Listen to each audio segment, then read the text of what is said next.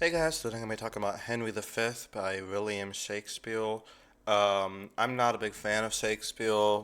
Like, I'm sorry he's a nice guy and everything, but I'm not really a big fan of his writing. Um, I think that goes without saying. Uh, but I had to read this for my movie class. Now, I don't know whose decision to make the movie class about Shakespeare. Whoever decided that, I don't know, because last year was about horror movies, and the year before that, it was about sci-fi movies. Now it's about Shakespeare movies. So it's like, what the fuck? But lucky me, I guess. Um, anyway, Henry V. Um, very boring. It has it's about uh, King Henry trying to take over France, or at least battle France, because he thinks it's its rightful inheritance. Um, so it's kind of like a Song of Ice and Fire, except less interesting. Um, I'm very curious how much of this was based on real life and how much of it they just made up. Um, I'm not really sure. I'm not a history major, so I thought about being a history major, but I decided against it because I feel like I'd have a better job in business. Anyway, yeah, so he's trying to take over France and he's rallying people together. And Henry isn't exactly like a likable character.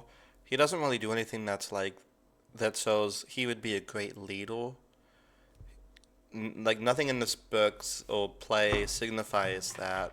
So I'm not really like trying to root for him or root against him. There's really nothing like there's nothing there. He just exists. We don't know what he's like as a ruler, if he's a good guy, a bad guy. He's very two-dimensional. You're not really focused on that. You're focused on more like we have to win. Let's get the troops together and let's fight this out. Um, so yeah, I don't know. It's hard for me to relate to him as a character.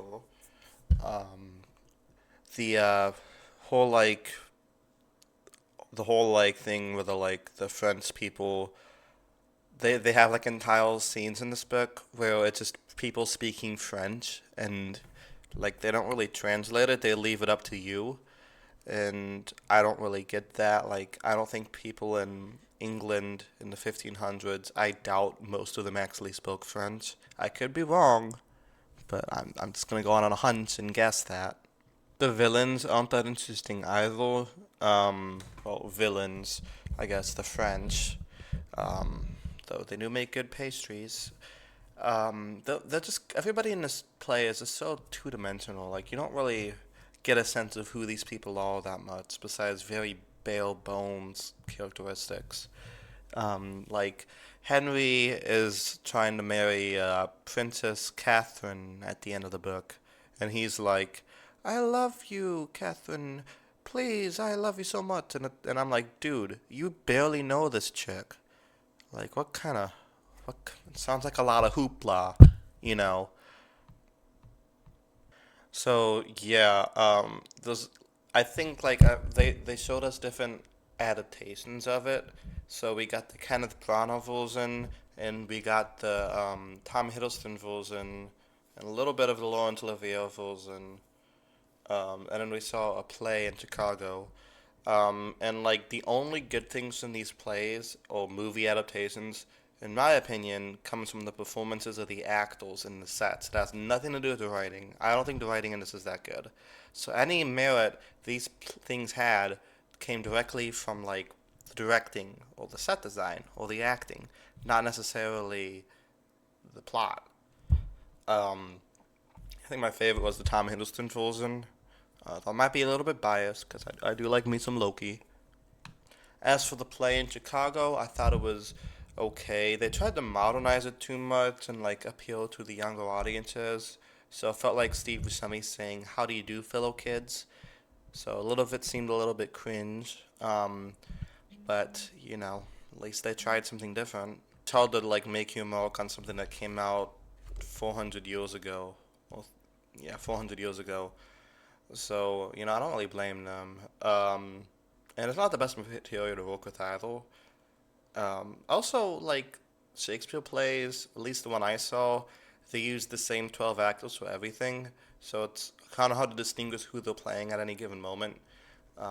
But that's more of a problem with the production, I'd say. Like, I just like to picture in my mind that this is just the Cylons. You know how the Cylons have many copies?